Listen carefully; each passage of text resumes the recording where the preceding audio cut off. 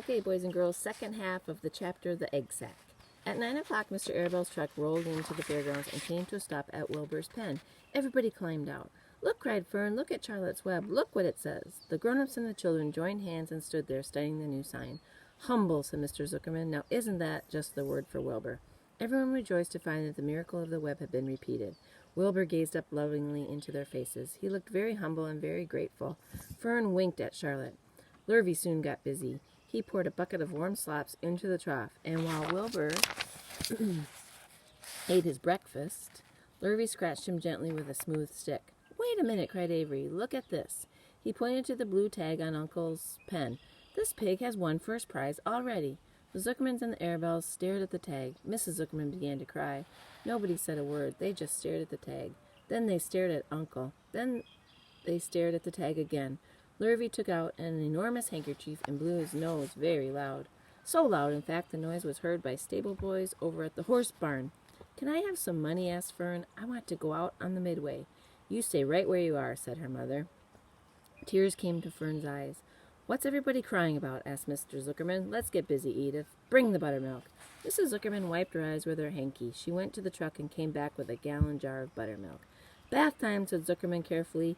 He and Mrs. Zuckerman and Avery climbed into Wilbur's pen. Avery slowly poured buttermilk on Wilbur's head and back, and as it trickled down his sides and cheeks, Mr. and Mrs. Zuckerman rubbed it into his hair and skin. Passersby stopped to watch. Pretty soon a crowd had gathered. Wilbur grew beautifully white and smooth. The morning sun shone through his pink ears. "He isn't as big as that pig next door," remarked one bystander, "but he's cleaner. That's what I like."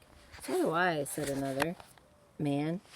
"He's humble, too," said a woman, reading the sign on the web. Everybody who visited the pig pen had a good word to say about Wilbur. Everyone admired the web, and of course nobody noticed Charlotte. Suddenly a voice was heard on the loudspeaker.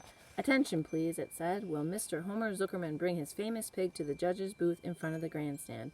A special award will be made there in 20 minutes.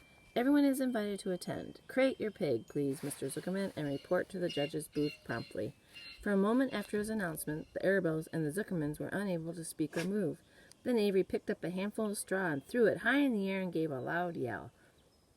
The straw fluttered down like confetti into Fern's hair. Mr. Zuckerman hugged Mrs. Zuckerman. Mr. Arabelle kissed Mrs. Arabelle.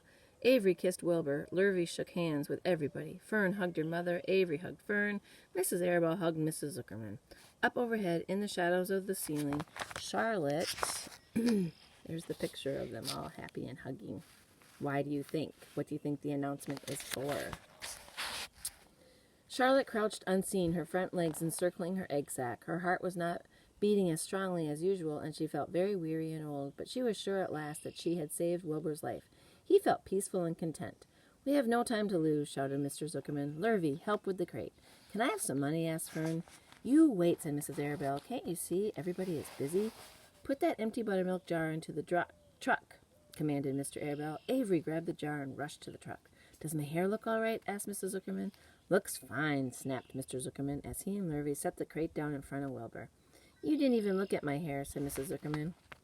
"You're all right, Edith," said Mrs. Arabelle. "Just keep calm."